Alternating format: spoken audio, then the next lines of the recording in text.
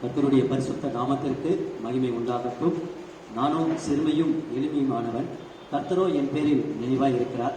அவரே இந்த நாளிலே நமக்கும் எனக்கும் துணை செய்ய வேண்டும்படியாக நான் அப்படிப்பட்ட ஒரு சிந்தையோடு கூட இந்த நாளிலும் கூட இந்த உபவாச கூடுகையிலே வருகை தந்திருக்கிற பெரியோர் முதல் கொண்டு சிறியோர் வரைக்கும் தேவனுடைய பிள்ளைகள் யாவருக்கும் இயேசு கிறிஸ்துவின் மூலமாக என் அன்பின் வாழ்த்துக்களை நான் தெரிவித்துக் கொள்கிறேன். What is fasting? நேரடியாக நான் தேவனுடைய வார்த்தைக்கு நேராக நான் கடந்து செல்கிறேன். What is fasting? உபவாசம் என்றால் என்ன? உபவாசம் என்றால் என்ன? இன்னைக்கு ஒரு 3 காரியங்களை உங்களோடு கூட நான் பகிர்ந்து கொள்ள பிரியப்படுகிறேன். உபவாசம் என்பதனுடைய உண்மையான பொருள் என்ன? உபவாசத்துடைய நோக்கம் என்ன? இந்த உபவாசத்துக்கு பின்பாக தேவன் நமக்கு செய்ய போகிற நன்மைகள் என்ன? இந்த 3 காரியத்தை நான் உங்களோடு கூட ஐயா சொன்னது போல சீக்கிரமாக நான் சுருக்கமாக நான் முடிக்க, அதோடைய மெயினான உள்ளான, ஏன்னா நீங்கள் வேதத்தை அறிந்தவர்கள், நீங்களும் தேவனுடைய ஆவியிலே அநேக பிரசங்கங்களையும் ஊழியங்களையும் செய்கிறவர்கள், அதனால் நான் சொல்லக்கூடிய கருத்துக்களை நீங்கள் ஈஸியாக அப்சர்வ் பண்ணி கொள்ளுவீர்கள் என்று சொல்லி நான் அதை கருத்திற்குள்ளாக நான் விசுவாசிக்கிறேன். இன்றைக்கு பொதுவான ஒரு கருத்து, இன்றைக்கு கிறிஸ்தவ சமுதாயத்திலே உபவாசம் என்று கேட்டால், பிரதர்கிட்ட நான் கேட்கும் போது அவர் கண்டிப்பாக ஒரு காரியத்தை சொல்லுவார். 2 வேளை, 1 வேளை, 3 வேளை ஆகாரத்தை நான் ஒதுக்கிவிட்டு தேவ சமூகத்தை நோக்கி பார்ப்பது உபவாசம் என்று சொல்லுவார். இன்னொரு நபரை நான் கேட்கும் போது தேவனுக்கு முன்பாக நம்மை தாழ்த்துவதை குறித்து சொல்லுவார். இன்னொரு நபரை நான் குறித்து கேட்கும் போது அவரும் சொல்லுவார், என் ஆவி ஆத்மாவிலே நான் உற்சாகத்தை பெறுவதற்கு நான் உபவாசித்து நான் ஜெபிக்க கடமைப்பட்டு இருக்கிறேன் என்று சொல்லுவார். சில பேர் சொல்வார்கள், உப தலைவர், எனக்கு உபகரணத்தை கொடுக்கிற அந்த தலைவருடைய பக்கத்திலே நான் அமர்ந்திருக்கிறதை நான் ஆசையாக பிரியப்படுகிறேன் என்று சொல்லி அது என்னுடைய உபவாசம் என்று சொல்லுவார்கள். சில பேர் சொல்வார்கள், எங்கள் திருச்சபையிலே வீக்லி ஒன்ஸ் ஃபாஸ்டிங் பிரேயர் நடக்கும், வேலை இருந்தா நான் போக மாட்டேன், வேலை இல்லைன்னா அதில் நான் போய் கலந்து கொள்ளுவேன், அப்படி அது ஒரு சபையின் நிகழ்ச்சி நிகழாய் இருக்கிறது என்று சொல்லி கூட நாம் பார்க்கிறோம். அப்போ சிலருடைய உபவாசம் கேட்டா என்ன சொல்லுவாங்க அப்படின்னா, வேடிக்கையா, இது என்னுடைய குடும்பத்திலே நடந்த ஒரு காரியம். என் சகோதரி சொல்லுவார், நாங்க சாப்பாட்டை தவிர்த்துட்டு சப்பாத்தியும் பிரெட் அண்ட் ஜாமும் மட்டும் நாங்க சாப்பிடுவோம், அதுதான் உபவாசம்னுவாங்க. அதனால அப்படிப்பட்ட ஒரு விசுவாசத்தோடு இன்றைக்கு உபவாசம் என்பது கிறிஸ்தவர்களுக்குள்ளாக பல கோணத்திலே ஒவ்வொருவருடைய ஆவிக்குரிய வாழ்க்கையிலும் விசுவாசத்திலும் கடைபிடிக்கப்படுகிறதை நாம் பார்க்கிறோம். ஆனால் உபவாசத்தை குறித்து வேதம் கூறுகிற புரிதல் என்ன? அது நம்ம மிக முக்கியமாய் நான் பார்த்தேன் இதை குறித்து நான் தியானிக்கும் போது. அப்போ இன்னும் சிலர் சொல்வார்கள், நான் தேவனுடைய கவனத்தை நான் ஈர்ப்பதற்காக உபவாசம் இருக்கிறேன், ஒரு காரியம் எனக்கு நடக்க வேண்டும், அதை தேவன் எனக்கு பார்த்து அதை எனக்கு செய்ய வேண்டும், அதற்காக நான் உபவாசம் இருக்கிறேன், அவருடைய ஈர்ப்பு தன்மையை பெற்றுக் கொள்வதற்காக. இது சில பேர் சொல்லுவார்கள், நான் தேவ சித்தத்தை அறிந்து கொள்ள வேண்டும் என்பதற்காக நான் உபவாசம் இருக்கிறேன் என்று சொல்கிறார். இப்படி ஒரு பொதுவான சில கருத்துக்கள் எல்லாம் உண்டு. இன்னைக்கு உலகத்திலையும் பல மதத்தினத்திலும் காணப்படுகிறது. இந்துஸ்ல 27 விதமான விரதங்கள் என்று கடைபிடிக்கப்படுகிறது. இஸ்லாமியர்கள் நோன்பு என்று சொல்லி ரம்லான் காலங்களிலே அவர்கள் அதை ஒரு உபவாசமாக இருக்கிறார். இன்னைக்கு கிறிஸ்தவர்கள் நாம் என்ன சொல்லுவோம், உபவாசம் என்றால் ஃபாஸ்டிங், இப்படி ஒரு இங்கிலீஷ் வேர்டை போட்டு நம்ம சொல்லக்கூடிய ஒரு காரியங்கள் உண்டு. சரி, போகட்டும். அப்போ இப்படி எல்லாம் இருந்தாலும் கூட உபவாசம் என்கிறதனுடைய உண்மையான பொருள் என்ன? அதோடைய எபிரேய மொழியில இன்டர்லைன் பைபிள், அதுல நீங்க போய் பார்த்தீங்கன்னா தெரியும், அதுல PZOM சோப் அப்படி என்று சொல்லப்பட்டிருக்கிறது. அப்படி என்றால் என்ன பொருள் என்று சொன்னால், அந்த மூல மொழியிலே, வேதம் எழுதப்பட்ட அந்த மொழியிலே இந்த உபவாசம் என்ற சொல்லுக்கு உண்மையான பொருள் என்னவென்று சொன்னால், வாயை உணவுக்கு மூடிக்கொள். வாயை உணவுக்கு மாத்திரம் மூடிக்கொள்வதல்ல, எல்லாவற்றுக்கும் நீ மூடிக்கொள், பொத்திக்கொள். இதுதான் உபவாசம் என்று சொல்லும் போது உணவிற்காக நாம் வாயை மூடிக்கொள்வதையும் அதை பொத்திக் கொள்வதையும் குறிக்கிறது. இன்னொரு டிரான்ஸ்லேஷன்ல சொல்லப்படுகிறது என்னவென்று சொன்னால், நான் உணவை மறந்து போவதை குறிக்கிறது. எத்தனை பேருக்கு இந்த அனுபவம் இருக்கு? இன்னைக்கு நம்ம ஒரு குறிப்பிட்ட நேரம் டைம் கொடுத்து இந்த இடத்துல வந்து உபவாசம் இருக்கிறோம். ஆனா எத்தனையோ பேர், என் வாழ்க்கையில அதை நான் அதிகமா உணர்ந்திருக்கேன். ஒரு 11 மணிக்கு ஒரு மணி நேரம் ஜெபிக்கலான்னு போவேன், ஆனா நான் மத்தியான உணவுகளை மறந்து ஜெபிச்சுக்கிட்டே இருப்பேன். சாப்பிடணுன்ற எண்ணமே இருக்கிறது. அதுவும் உபவாசத்தின் ஒரு காரியமா இருக்கிறது. ஏனென்று சொன்னால், நான் எனக்கு உபகரணத்தை காட்டிலும் நான் தேவ சமூகத்திலே நான் இருக்கிறதை அதிகமாக நான் வாஞ்சிக்கிறபடினாலே அதுதான் அங்கு சொல்லப்படுகிறது. அப்ப உபவாசம் என்பது உணவிற்காக வாயை ஒத்திக்கொள்வதும் மூடிக்கொள்வதும் இல்லை, உணவை நான் மறந்த நிலைமையிலே தேவ சமூகத்திலே இருப்பதையும் குறிக்கிறது தான் மூல மொழியிலே சொல்லப்பட்டிருக்கிற உண்மையான பொருள். நாம இன்னைக்கு உபவாசம் இருக்கிறோம். நான் இதை குறித்து பார்க்கும்போது, இஸ்ரேல் தேசத்துல பாவ நிவாரண நாள் என்று ஒன்று வரும், தி ஹோலி நேஷன் ஃபாஸ்டிங் என்று சொல்லுவார்கள். அது இஸ்ரேல் தேசத்துக்கு போய் வந்தவர்கள் எனக்கு சொன்ன ஒரு விஷயம். அங்க 25 hours லாக்டவுன், இப்ப நமக்கு லாக்டவுன்னா என்னன்றது நமக்கு நல்லாவே தெரியும். ஒரு 2 இயர்ஸ்க்கு முன்னாடி லாக்டவுன்னா என்ன நமக்கு தெரியாது. ஆனா லாக்டவுன்ன்றது இப்போ நமக்கு நல்லாவே தெரியும். அப்ப என்னன்னா அந்த எல்லைகள் எல்லாம் உள்ள வந்தவங்க வெளியே போக முடியாது. ரெஸ்டாரண்ட் க்ளோஸ், விமான போக்குவரத்து இருக்காதா, சிக்னல் இருக்காதா, எதுவுமே இருக்காதா. எல்லாரும் லீடர்ஸ் அப்படிலாம் கிடையாது. எல்லாரும் தன்னை தாழ்த்தி தேவனுக்கு முன்பாக அந்த பாவ நிவாரண நாளில் கர்த்தருடைய சமூகத்துல அவர்கள் உணவு அருந்தாதபடி தேவ சமூகத்தில் அவர்கள் காத்திருந்து ஜெபித்து ஒரு மகிமையான காரியத்தை பெற்றுக் கொள்வார்கள். இன்றைக்கு நாம் நம்முடைய உபவாசம் எப்படிப்பட்டதா இருக்க போகிறது என்பதை இன்றைக்கு நாம் சிந்திக்க அழைக்கப்படுகிறோம். இரண்டாவது ஒரு காரியம், இன்னைக்கு உபவாசத்தின் நோக்கம் ஒருவேளை நான் சாப்பாட்டை வாயை மூடிக்கொள்வது மாத்திரமல்ல, ஒருவேளை நான் எல்லாவற்றுக்கும் வாயை மூடிக்கொள்வது மாத்திரமல்ல, ஒருவேளை நான் உணவை மறப்பது மாத்திரமல்ல. இன்னைக்கு தேவ சித்தத்தை அறிவதுதான் உபவாசம் என்று ஒரு சிலர் சொல்லுகிறார்கள். ஆனால் நான் அதை அப்செட் பண்ணுவது இல்லை.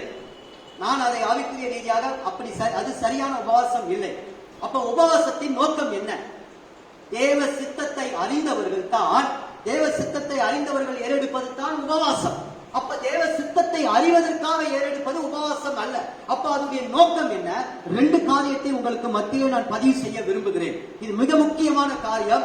ஒருவேளை இன்று அல்ல, என்றுமே உங்கள் வாழ்க்கையில இந்த உபவாசத்தை குறித்து நீங்கள் சிந்திக்கும் போது இதை நீங்கள் மறந்துவிடக் கூடவே கூடாது. ஏனென்று சொன்னால் தேவ சித்தத்தை அறிவதற்காக நான் உபவாசம் இருக்க வேண்டியது அல்ல. தேவ சித்தத்தை அறிந்தவர்கள் எடுப்பதுதான் உபவாசம். அப்ப அதனுடைய நோக்கம் என்னவென்று சொன்னால், முதல் காரியம், தேவ சித்தத்தை என் வாழ்க்கையிலே செயல்படுத்த விடாதிருக்கிற தடைகளை நீக்கும்படியாக நாம் முதலாவது உபவாசம் இருக்க வேண்டும். புரிகிறதா?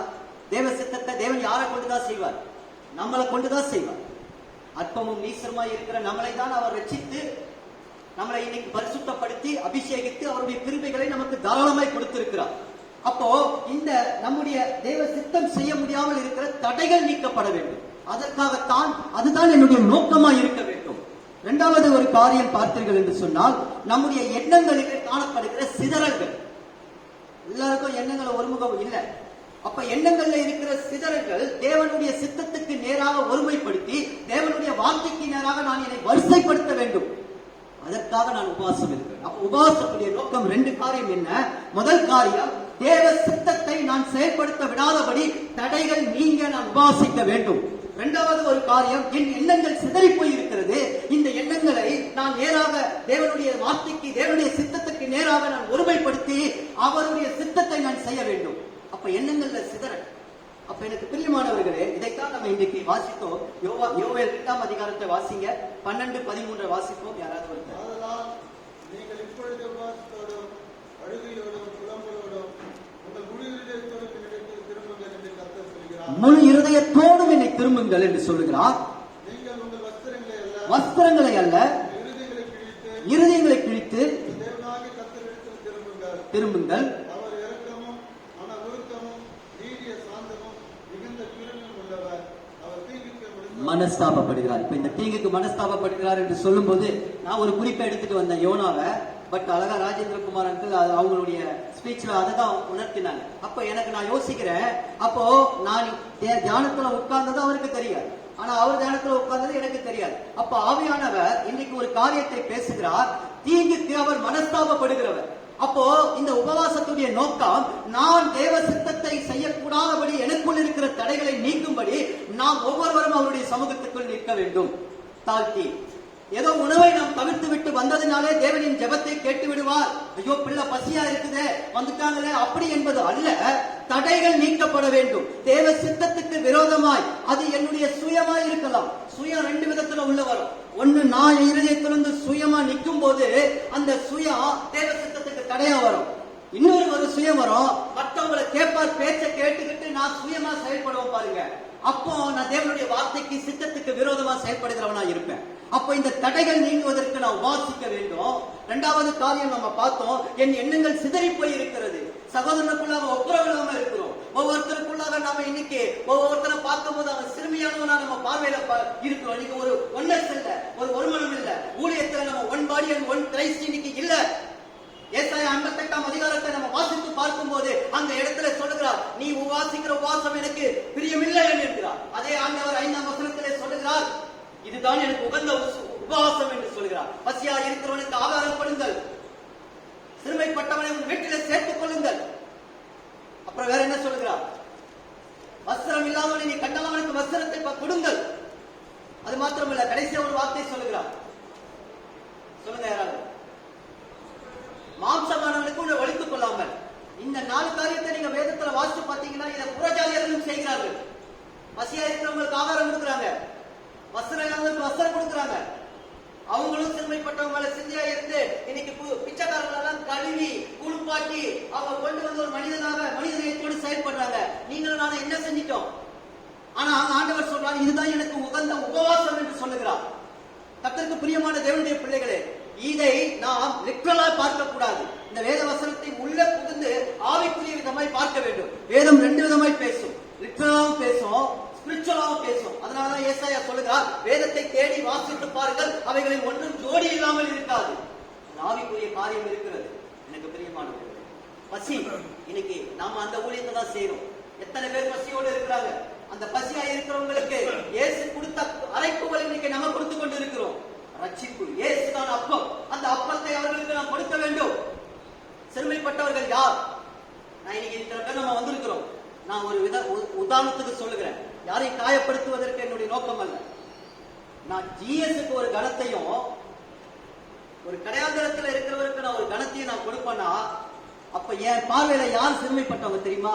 நான் யார கனவீனமா நினைச்சு அற்பமா நினைக்கிறனோ அவங்கதான் சிறுமைப்பட்டவங்க. அப்ப வேதம் சொல்லுகிறது, அவங்கள நீ அரவணைச்சுக்கொள், அவங்கள நீ பக்கத்துல சேர்த்துக்கொள். அதான் தேவ அன்பு. அதுதான் எனக்கு உகந்த உபவாசம். No partiality. இப்படி நாம செய்கிறது தேவனுக்கு உகந்த உபவாசமா இருக்கிறது. எனக்கு பிரியமானது. அப்ப உபவாசத்துடைய நோக்கம் என்ன? என் சுயம் சாக வேண்டும், தடைகள் நீக்கப்பட வேண்டும், என்னுடைய சிந்தனை சிதறல்கள் தேவனுடைய சித்தத்துக்கும் தேவனுடைய வார்த்தைக்கு நேராக ஒருமுகப்படுத்தி வரிசைப்படுத்த வேண்டும். அதற்காகத்தான் நான் உபவாசிக்க இந்த இடத்துல வந்திருக்கிறோம். அப்படிப்பட்ட உபவாசம் ஆண்டவர் சொல்லுகிறார் எனக்கு உகந்த உபவாசமாய் இருக்கும். நம்ம ஸ்பிரிச்சுவல், நம்மளாம் ஆவிக்குரியவர்கள். மாம்சத்துக்குரியவங்க பல விஷயத்தை செஞ்சுட்டு தன்னை பெருசா காட்டிப்பாங்க. அப்படி அல்ல. கர்த்தர் நம்மளை இன்னர் மேன பலப்படுத்துகிறார்.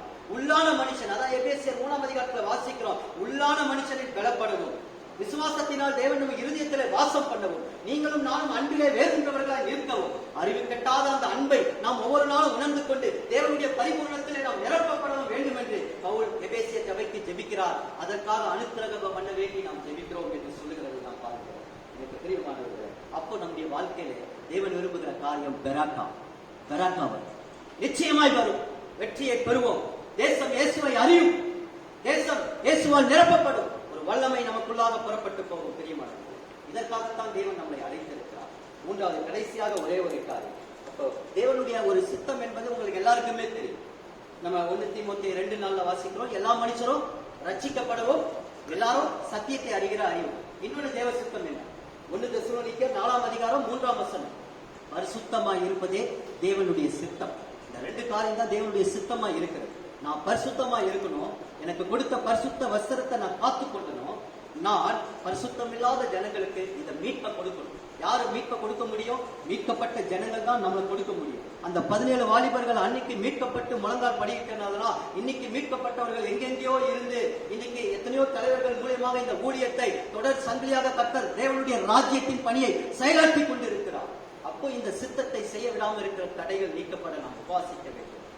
என்ன சிதறல்கள் இன்னைக்கு ஒருமுகப்படுத்தப்பட்டு நாம் தேவனுடைய சித்தத்தின்படி அந்த வரிசையிலே வார்த்தையிலே நாம் வந்து நிற்கும் போது கர்த்தர் இன்றைக்கு நமக்கு ஒரு பெராக்காவை நமக்கு தருவார். 12ஆம் நூற்றாண்டிலே நம்ம பார்க்கும் போது இந்த உபவாசம் எவ்வளவு வல்லமை உள்ளது என்று சொல்லும் போது நான் சில நபர்களை நான் இதை குறித்து தியானிக்கும் போது எனக்கு சகோதரர் அந்தோனி புதர் வாட்ஸ்அப் குரூப்ல அதை போட்டிருந்தார். அது உபவாசத்தின் வல்லமை என்று சொல்லி அதை பார்க்கும்போது 12வது நூற்றாண்டுல அசிசி என்கிற நகரத்துல பிரான்சிஸ் என்றவரும் அறிந்திருந்தாராம். இந்த உபவாசம் அவருடைய வாழ்க்கையில ஒழுங்கா இருந்ததாம். உபவாச ஜபம் அவருடைய வாழ்க்கையில ஒழுங்கா இருந்ததுனால அவர்கள் அநேக ஆத்துமாக்களை கர்த்தருக்கு நேராக அவர்கள் வழி நடத்தினார்கள். இன்னைக்கு இந்த உபவாசம் மிகுதியாய் உபவாசம் இருந்தவர் மார்ட்டின் லூத்தர். இந்த மார்ட்டின் லூத்தர் ஒரு திருச்சபையினாலே அவர் எதிர்க்கப்பட்டார், சபையாலே அவர்கள் எதிர்க்கப்பட்டார், உலகமே அவருக்கு எதிர்த்து நின்றது. ஆனால் அவருடைய வாழ்க்கையில இந்த உபவாசமும் ஜெபமும் அதிகமாக இருந்தபடினாலே அவர் சீர்திருத்த திருச்சபைகளை அவர் உண்டாக்கினார். அது மாத்திரமல்ல, வேதத்தை அவர் மொழிபெயர்த்து கொடுத்தார் என்று சொல்லி நாம் பார்க்கிறோம். எனக்கு அருமையானது, இப்படிப்பட்ட பரிசுத்தவான்களுடைய வாழ்க்கை நமக்கு ஒரு முன் உதாரணமாக இருக்கிறது. இந்த உபவாச உபவாசமும் ஜெபமும் அவருடைய வாழ்க்கையிலே தேவனுடைய சித்தத்தை எவ்விதமாய் கொண்டு வந்தது என்பதை நாம் அறிந்திருக்கிறோம். சார்லஸ் பின்னி என்பவரை நாம் கேள்விப்பட்டிருக்கிறோம். அவர் கூட உபவாசமே தன்னுடைய ஆவிக்குரிய வாழ்க்கையின் மூச்சாக அவருக்கு இருந்ததாம். அவரே ஊழியத்துல எப்போதெல்லாம் தேவ கிரியைகள் சற்று குறைவானது போல தோன்றுகிறதோ உடனே அவர் என்ன செய்வாரா, உபவாசம் இருந்து ஜெபிக்க ஆரம்பித்து விடுவாராம் சார்லஸ் பின்னி.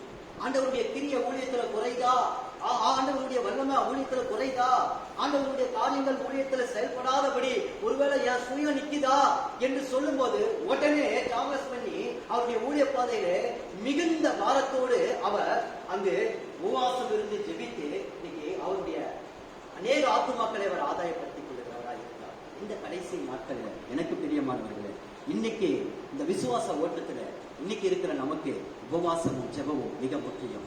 என்னுடைய ஊழியம், என்னுடைய குடும்பம், என் தனிப்பட்ட வாழ்க்கையுடைய ஆவிக்குரிய ஜீவியம். இன்னைக்கு நம்ம ஊழியம் ஒரு பக்கம் ஓடுறோம். நிறைய கஷ்டம். இந்த சேல் டைம் வந்துட்டாலே நமக்கு நிறைய வேலை தான் இருக்கும். நிறைய வேலை தான் இருக்கு. இப்ப நம்ம இன்னைக்கு இந்த நாளை கூட்டல அப்படின்னு சொன்னா அங்க போய் அண்ணனை பார்க்கணும், அங்க போய் அக்காவை பார்க்கணும், இவங்களை பார்க்கணும், அவங்கள பார்க்கணும். வீட்டுல சொல்லுவா எங்க கொஞ்சம் சாப்பிட்டு போங்க அப்படின்னா, சாப்பாடுலாம் அப்புறம், நம்ம வேலை தான் முக்கியம் அப்படின்னு. ஆனா தேவன் நம்ம எவ்வளவுதான் ஊழியம்னு சொல்லி வேலைகளை பார்த்தாலும் அவருடைய சமூகத்திலே இருக்கிற ஒரு நாள் ஆனந்த பாக்கியம். அவருடைய சமூகத்தை நம்முடைய வாழ்க்கையில, தனிப்பட்ட வாழ்க்கையில ஜெபமும் உபவாசமும் ஒரு ஒழுக்கம் இல்லாமல் இருக்குமானால் நான் நிச்சயமாய் சொல்லுவேன், நம்மளை ஒரு ஆவிக்குரிய வாழ்க்கையிலும் தேவன் அவருடைய சித்தத்தையும் நம்மில் அவரால் உண்டாக்க முடியாது. அப்போ ஒரு நடுக்கத்தோடு பயத்தோடு உபவாசமும் ஜெபமும் என் வாழ்க்கையிலே சரியாக ஒழுக்கமும் கிரயமா இருந்தால் தேவன் நம்மை கொண்டு பெரிய காரியங்களை செய்வார். அல்லேலூயா, அல்லேலூயா. இன்னைக்கு சோர்ந்து போய் நீங்க இருக்கலாம், நீங்க ஒருவேளை பலவீனப்பட்டு இருக்கலாம். உங்க உள்ளத்துல நீங்க பேசலாம், என்ன கொண்டு நான் என்ன செய்ய முடியும், எனக்கு என்ன தாளம் இருக்கு, எனக்கு என்ன திறமை இருக்கு, எனக்கு லேப்டாப் இருக்கு. இல்ல, கர்த்தர் நினைத்தா எல்லாமே முடியும். நாம செய்ய வேண்டியது என்ன, தேவ சமூகத்திலே நம்மை உண்மையாய் அர்ப்பணிப்பது மட்டும்தான். கடைசியாக ஒரு காரியத்தை நான் சொல்லி முடித்து விடுகிறேன். உபவாசத்திற்கு பின்பு தேவன் கொடுக்கும் ஊழியத்தினுடைய நன்மைகள். ஒரு வசனத்தை வாசிக்கலாம். 2 வசனம். பழைய ஏற்பாட்டு ஒரு வசனம், அதுல ஒரு கருத்து இருக்கிறது. புதிய ஏற்பாட்டில ஒரு வசனம், அதுல நமக்கு ஒரு ஆவிக்குரிய ஆகாரம் இருக்குது. இந்த 2 காரியம். இப்ப நம்ம ஊழியத்துடைய உபவாசம் என்கிற பொருளை நம்ம பார்த்தோம். அது உணவிற்கு வாயை மூடிக்கொள்வது, பொத்திக்கொள்வது. அது மாத்திரமல்ல, தேவ சமூகத்தில் இருக்கும் போது நம்ம அந்த ஆகாரத்தையே மறந்து போகிற ஒரு நிலைமைக்குள் நாம் இருக்க வேண்டும். அது மாத்திரமல்ல, உபவாசத்துடைய நோக்கம் என்னுடைய தடைகள், தேவ சித்தத்திற்கு விரோதமாக இருக்கிற தடைகள் நீக்கப்பட வேண்டும். என்னுடைய எண்ணங்கள், சிதறல்கள் தேவனுடைய வார்த்தைக்கு நேராக ஒருமுகப்படுத்த இன்னைக்கு நம்மை அர்ப்பணிக்க வேண்டும். 3வது காரியம், அப்போ நம்முடைய வாழ்க்கையில பெரக்கா உண்டாகும். அதனாலதான் யோபேல் சொல்கிறார், இருதயத்தை கிழித்து அவருக்கு முன்பாக திரும்புவோம், கர்த்தர் நமக்கு தீங்குக்கு மனஸ்தாபப்படுகிறவராக இருக்கிறார். இப்ப வாசிங்க, எஸ்ரா 8ஆம் அதிகாரம் 21, 23. அப்பொழுது நாங்கள் எங்கள் தேவனுக்கு முன்பாக எங்களை தாழ்த்துகிறதற்கும், எங்களுக்காகவும் எங்கள் பிள்ளைகளுக்காகவும் எங்கள் சகல பொருள்களுக்காகவும் சபையான வழியை தேடுகிறதற்கும் நான் அங்கே அந்த அகாவ நதி அடியிலே உபவாசித்திருக்கிறேன். வழியிலே சத்துருவை விலக்கி எங்களுக்கு துணை செய்யும்படி நான் ராஜாவினிடத்து சாவகரையும் குதிரை வீரரையும் கேட்க வெட்கப்பட்டிருந்தேன். எங்கள் தேவனுடைய கரம் தம்மை தேடுகிறவர்கள் எல்லாருமே அவர்களுக்கு நன்மையாக இருக்கிறது. அவருடைய வல்லமையும் அவருடைய கோபமும் அவரை விட்டு வெளிகிறவர்கள் எல்லார் மேலும் இருக்கிறது என்றும் நாங்கள் ராஜாவுக்கு சொல்லியிருந்தோம். அப்படியே நாங்கள் உபவாசம் பண்ணி எங்கள் தேவனிடத்தில் அதை தேடினோம், எங்கள் விண்ணப்பத்தை கேட்டறினார். ஆமென். இதுதாங்க எஸ்ரா தலைமையிலே தேவனுடைய வீடு கட்டப்படுகிறது. செருபாபேல், எஸ்ரா, நெகேமியா, இந்த 3 பேரும் மிக முக்கியமானவர்கள் பழைய ஏற்பாட்டிலே. 70 வருட பாபிலோன் அடிமைத்தனத்துக்கு பின்பதாக அவர்கள் தேவனுடைய வீட்டை கட்டும்படியாக அஷ்டசாத்ரா ராஜாவினால் அங்கு இந்த எஸ்ராவுடைய ஒரு குணத்தை அந்த ராஜா பார்த்து, ஒரு புறஜாதியான ராஜா இந்த எஸ்ராவை சகலவித காரியங்களையும் கொடுத்து, ஊழியத்துக்கு தேவையான காரியங்களை கொடுத்து அனுப்புகிறார். அப்ப அனுப்புகிற வழியிலே இங்க என்ன நடக்குகிறது, பிரயாணத்திலே என்ன தேவை, அங்க பிள்ளைகள், பொருட்கள், தங்களுக்காக எல்லாவற்றுக்காகவும் அவர்கள் தங்களை தாழ்த்தி அகாயா நதி அண்டையிலே அவர்கள் உபவாசம் எடுத்தார்கள். எதற்காக இந்த உபவாசம்? ராஜா அத்தனை பொருட்களை கொண்டு வந்து கொடுத்தாரு. இந்த ராஜா போர் சேவகர்களை அனுப்பியிருந்தா பாதுகாப்புக்கு கொடுத்திருக்க மாட்டார். ஆனா அங்க என்ன சொல்லுகிறார் வார்த்தை, நாங்கள் கேட்க வெட்கப்பட்டோம். ஏன் என்று சொன்னால், எங்களுடைய ஆராதிக்கிற தேவன் எங்களுக்கு நன்மையானவைகளை தேடும் போது கொடுப்பார் என்ற விசுவாசத்தை ராஜாவினிடத்திலே சொல்லி இருந்தோம். அதனால் இப்படி நாங்கள் அவரை, எங்கள் தேவனை குறித்து அந்த ராஜாவுக்கு முன்னாடி எஸ்ரா பேசியிருக்கிறார், சத்தியத்தை பேசியிருக்கிறார், இந்த தேவனுடைய மகிமையை அங்கு வெளிப்படுத்தியிருக்கிறார், தன்னுடைய சாட்சியான வாழ்க்கையில வெளிப்படுத்தியிருக்கிறார். அப்படி வெளிப்படுத்தின போதுதான் வெட்கப்பட்டு இருந்தோம். அப்போ தான் உபவாசித்து ஆண்டவரை தேடும் போது அங்கு என்ன தடை நீக்கப்படுகிறது. அவ்வளவு விலை மதிக்க முடியாத பொருள், கிட்டத்தட்ட 1500 மைல் அவங்க பிரயாணப்பட்டு போனோம். யோசித்து பாருங்க. இன்னைக்கு அந்த சத்துருக்களை நீக்கி அந்த தடைகள் நீங்கினது. நீங்களும் நானும் கர்த்தரை தேடி வந்திருக்கிறோம். இன்னைக்கு ஒரு நோக்கத்தோடு வந்திருக்கிறோம். தேவ சித்தத்தை செய்யும்படியாக வந்திருக்கிறோம். தேசம் இயேசுவை அறியும்படியாக வந்திருக்கிறோம். இன்னைக்கு ஒரு பாயிண்ட் நான் அந்த இடத்துல உங்களுக்கு காட்டுறேன். கர்த்தர் சத்துருக்களுக்கு விலக்கி நமக்கு நன்மையானவர்களை செய்வார். ஹல்லேலூயா. அத சத்தமா சொல்லுங்க. ஆண்டவர் நன்மைகளை நமக்கு செய்ய போகிறார். ஆண்டவர் தேசத்திலே அவருடைய அன்பை அறியாத ஜனங்களுக்கு அவர் அன்பை அறிவிக்கிற இந்த மிஷனரியுடைய குடும்பத்துக்காக நாம் சேவை செய்கிறோம். One body and one Christ. ஒரு சரீரம் பாதிக்கப்பட்டால் இன்னொரு சரீரம் அதோடு கூட பாடுபடும் என்று எழுதியிருக்கிறபடியாக இன்னைக்கு அந்த வாக்குத்தத்தத்தின் பிள்ளைகளாக, அந்த அன்புக்குரிய பிள்ளைகளாக இன்னைக்கு கர்த்தர் இந்த உபவாச நாளிலே இந்த ஊழியத்துக்கு விரோதமாக இருக்கிற சத்துருக்களை விலக்கி தடைகளை நீக்கி ஆண்டவர் நம்முடைய பாதையை சமைப்படுத்த இருக்கிறார். அதனாலதான் நாம் உபவாசம் இருந்தோம். கர்த்தரிடத்திலே நாங்கள் வேண்டி கேட்டோம். அந்த விண்ணப்பத்தை அவர் கேட்டார். அப்ப கர்த்தர் சத்துருவை விலக்கிட்டார் அப்படின்னு சொல்றதுக்கு என்ன ரெஸ்பான்ஸ்? எப்படி ரெஸ்பான்ஸ் சொல்லுங்க? எப்படி ரெஸ்பான்ஸ் வளருது? கர்த்தர் நான் ஜெபிக்கிறேன், கர்த்தர் சத்துருவை விலக்கிட்டார், என்ன ரெஸ்பான்ஸ்? ஒரே ஒரு ரெஸ்பான்ஸ் தான் தேவ பிள்ளைங்க வாழ்க்கை. இது தேவ சித்தத்தின்படி நம்மளை நடத்துறா, நம்ம பாதையை செவைப்படுத்திட்டார், விலக்கிட்டார். தேவ சமாதானம் உங்கள் இருதயத்தில் வரும். நீங்க செய்கிற ஒரு சின்ன சின்ன வேலைகளிலும் சின்ன சின்ன பணிகளிலும் அந்த தெய்வீக பிரசன்னத்தை, அந்த சமாதானத்தை நீங்கள் உணர்ந்து அன்போடு செய்ய பாருங்க. இது எனக்காக செய்யல, எனக்காக ஜீவனை கொடுத்த இயேசு கிறிஸ்துவின் அன்பினாலே நான் அவருடைய சித்தத்தை, ராஜ்யத்தை இன்று கட்டுவதற்கு இந்த ஊழியத்தில் இணைக்கப்பட்டிருக்கிறேன் என்ற அந்த தேவ சமாதானம், உலகம் கொடுக்க முடியாத சமாதானம் உங்கள் இருதயத்துக்குள் வரும்போது நீங்கள் புரிந்து கொள்ளலாம், உணர்ந்து கொள்ளலாம். நான் தேவ சித்தத்தை இந்த பூமியில செய்து கொண்டிருக்கிறேன். கர்த்தர் சத்துருவை விலக்கிவிட்டார், கர்த்தர் ஒரு ஜெயத்தை கொடுக்க போகிறார் என்ற ஒரு வைராக்கியம் நமக்குள் வர வேண்டும். ஹல்லேலூயா, ஹல்லேலூயா. வைராக்கியமா செய்யணும். நம்முடைய தேவன் வைராக்கியம் உள்ளவர். சம்மா மற்றவங்களை குறை பேசிக்கிட்டு பண்ணணும், யதார்த்தம் இருக்கும், ஹியூமன் நேச்சர் வரும். பட் அத பவுல் சொல்லுகிறார் 2 கொரிந்தியர் 10:5 மாம்சத்தோடு இரத்தத்தோடும் எங்களுக்கு போராட்டம் அல்ல, அரண்களை நிர்மூலமாக்குகிற தேவ பலன்கள் இருக்கிறது. தேவனை அறிகிற அறிவுக்கு விரோதமாக எழும்புகிற எந்த காரியத்தையும் நாங்கள் எங்கள் பாதத்துக்கு கீழ்ப்படுத்தணும். சுயம் எழும்பிச்சுன்னா பாதத்துக்கு கீழே வரணும். அப்பதான் தேவ சமாதானத்தை உள்ளத்துல உணர முடியும். ஆமென். கர்த்தர் நமக்கு பலன் கொடுப்பார் சத்துருக்களை விலக்கி. 2வது காரியம் கடைசியாக வாசகம் முடிச்சது. அப்போஸ்தலர் 13 1, 2, 3. இது சபையில புது உடன்படிக்கையில அந்தியோகியா பட்டணத்தில் உள்ள சபையிலே பர்னபாவும் நீகர் எனப்பட்ட சிமியோனும் சிரேனூரனாகியும் கார்பங்கு தேசாதிபதியான ஏரோதுக்கு கூட விரட்டப்பட்ட மானாயினும் சவுலும் தீர்க்கதரிசியும் இந்த போதகர்களாகியும் இருந்தார்கள். அவர்கள் கர்த்தருக்கு ஆராதனை செய்து உபவாசித்துக் கொண்டிருக்கும் போது பர்னபாவையும் சவுலையும் நான் அழைத்த ஊழியத்துக்காக அவரை நிறுத்தி விடுங்கள் என்று பரிசுத்த ஆவியானவர் திருவுளம் பற்றினார். அப்பொழுது உபவாசித்து ஜெபம் பண்ணி அவர்கள் மேல் கைகளை வைத்து. இது புதிய ஏற்பாட்டிலே சபையாயிருக்கிற நமக்கு ஒரு ஆவிக்குரிய ஒரு உபவாசம். இந்த உபவாசத்துல என்ன நோக்கம்? போதகர் இருக்கிறார்கள், தீர்க்கதரிசிகள் இருக்கிறார்கள், சபை விசுவாசிகள் இருக்கிறார்கள், புறஜாதிகளிலிருந்து ரட்சிக்கப்பட்ட ஏதோ இடத்துல வளர்க்கப்பட்ட ஒரு நபர் அங்க இருக்கிறார். இப்படி பல்வேறுபட்டவர்கள் அந்த உபவாசம் இருக்கிறார்கள். அந்த இடத்துல ஒரு காரியம் என்ன? அப்ப அந்த இடத்துல உபவாசம் இருக்கும்போது வெளிப்படக்கூடிய நன்மை என்ன? தேவ பரிசுத்த ஆவியானவர் அந்த இடத்துல பேசுகிறார். பரிசுத்த ஆவியானவர் அந்த இடத்துல திருவுளம் பட்டுகிறார். அது எப்படிப்பட்ட நன்மையை கொண்டு வருகிறது?